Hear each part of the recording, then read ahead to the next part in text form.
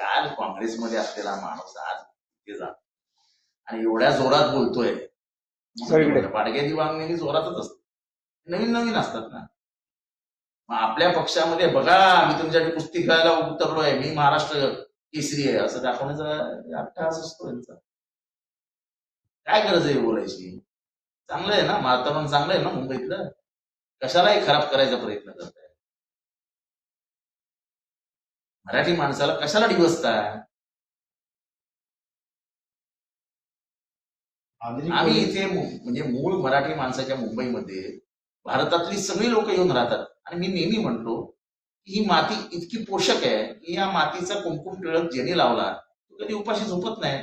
कुठल्याही जातीचा असो, कुठल्याही प्रांताचा असो, तो मराठी असो अमराठी असो, पण मुंबई कोणाला उपाशी झोपायला देत नाही. ही मुंबईची ओळख आहे. कशाला त्या मुंबईची मस्ती करता?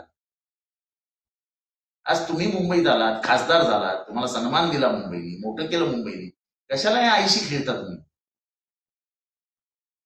कशाला त्या आईला रक्तबंबाळ करता? सवाल हा आहे की मुंबईमध्ये राजकारण करायचं ते कुठल्या स्तरावर जाऊन करायचं? तुम्ही आमच्या खाद्यावर आहे ना, आम्ही काय खायचं ते तुम्ही आम्हाला सांगा. मुंबईच्या रस्ते गल्ली बोळामध्ये मटणाची दुकान आहेत, मच्छीची दुकान आहेत, कोणाची आहेत? मराठी माणसाची आहेत. बंद करा असं त्यांनी सांगितलंय. मुंबई काय बंद करा काय?